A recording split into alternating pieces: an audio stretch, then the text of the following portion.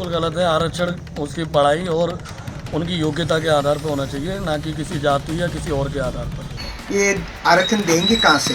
एक तरफ से नियम बन रखे हैं कि 50% से ज़्यादा आरक्षण नहीं होना चाहिए। पहले भी गुजर समाज को इन्होंने आरक्षण देते 5 साल निकाल दिए, और ये हमेशा जुमला, हर चुनाव आता है जुमला फेंकते रहते हैं। आरक्षण सारा ही हटा देना चाहिए इनको, और आर्थिक आधार पर सभी जातियों को आरक्षण देना चाहिए। ये जो चुनाव का भी समय है, इसलिए ये खोटी घोषणाएं कर रहे हैं। बाकी मेरे को नहीं लगता है कि स्वर्णों को कोई आरक्षण मिले। पहले इन्होंने राम मंदिर का मुद्दा बनाया, तो वो जुमला हो गया 5 साल हो गए कि भाई केंद्र में हमारे को बहुमत दीजिए। जनता ने इनको केंद्र में बहुमत दिया, फिर बोल दिए, फिर जुमला निकल गया। फिर इन्होंने कहा भाई हमारे यूपी में सरकार बनाने का अब बहुमत दे दी, वहाँ पर भी बना दिया। 5 साल के अंदर का निकले, आम चुनाव आ रहे हैं, और उधर भी बहुमत मिल गया यूपी में। ये राम मंदिर का मुद्दा आप कह रहे हैं क्या इतना देश नहीं लाएंगे हम?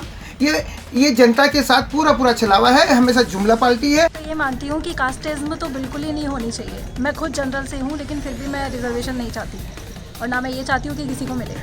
अगर रिजर्वेशन मिलना चाहिए तो सिर्फ फाइनेंशियल तौर पर मिलना चाहिए, जिनकी फाइनेंशियल कंडीशन ख़राब है उनको। क्योंकि आजकल रिजर्वेशन जिनको मिला हुआ है वो भी बहुत अच्छी पोस्ट पे बैठे हैं, और जो टैलेंटेड बंदे हैं वो बहुत नीचे पोस्ट पे हैं।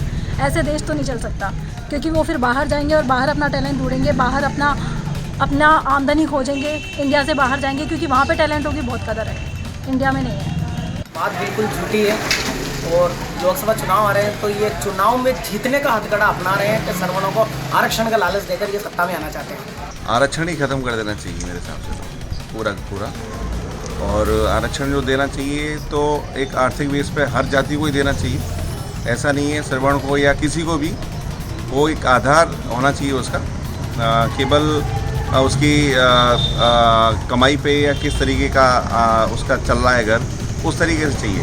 मोदी सरकार ने आर्थिक आधार पर सवर्णों को जो 10% आरक्षण देने का जो कैबिनेट ने फैसला किया है, वो एक तरह से जुमला है। क्योंकि पहले ही माननीय उच्चतम न्यायालय ये स्पष्ट कर चुकी है कि 50% से ज़्यादा आरक्षण नहीं दिया जा सकता, और 50% उसमें से आरक्षण दिया वो पहले से ही हक है, कौन सा अलग से दे दिया। सही उसकी बात अध्यादेश लाते, आप संविधान में संशोधन करते, जब 10% सवर्णों के लिए आरक्षण की बात मानी जा सकती है।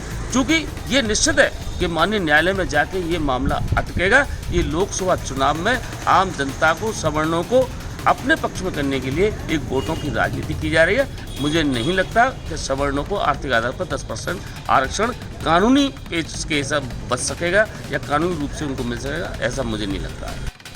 ये जल्दीबाजी में लिया गया फैसला लगता है मुझे तो, क्योंकि 50% ऑलरेडी जब शेड्यूल कास्ट और शेड्यूल ट्राइब और उनके लिए है, तो फिर उसके ऊपर 50% के ऊपर जो उन्होंने 10% आरक्षण दिया है, तो ये तो कानूनी पेज फिर फंसेगा इसमें। तो ये तो चुनावी साल में लिया गया एक निर्णय है, जो कि अभी तो प्रलोभन दिया है और उसका बेनिफिट लेना चाहती है, मुझे तो ये लगता है। क्योंकि बेनिफिट मिल जाएगा, उसके बाद कानूनी पेज तो फंसना ही है, क्योंकि 50% से ऊपर तो आरक्षण हो नहीं सकता। तो ये एक तरह से एक प्रलोभन के रूप में देखा जा रहा है। मेरे हिसाब से मोदी सरकार ने बहुत ही अच्छा फैसला लिया है, क्योंकि जिस प्रकार जैसे जनरल कैटेगरी में चाहे अपर कास्ट हो, जो गरीब व्यक्ति है कि चाहे किसी भी जाति का हो, उसमें अपर कास्ट में, उससे आर्थिक आधार पर आरक्षण मिलना चाहिए। जो लोग अपनी फ़ीस नहीं भर पाते स्कूल की या एजुकेशनल इंस्टीट्यूशंस में जो एडमिशन नहीं ले पाते, कुछ लोग सरकारी नौकरी तक भी नहीं पहुंच पाते, उन लोगों के लिए बहुत ही सपोर्टिंग स्टेप है। और रही बात लोगों को सपोर्ट करने की, तो बहुत ही एक पॉजिटिव स्टेप मेरे हिसाब से लिया गया है, और शायद आगे ये लोगों को बेनिफिट करेगा अगर हम लॉन्ग टर्म बेसिस पे देखें तो। ये तो स्वर्णों के लिए बहुत अच्छी बात है, लेकिन वो देंगे किस आरक्षण में से, ये तो बतावे।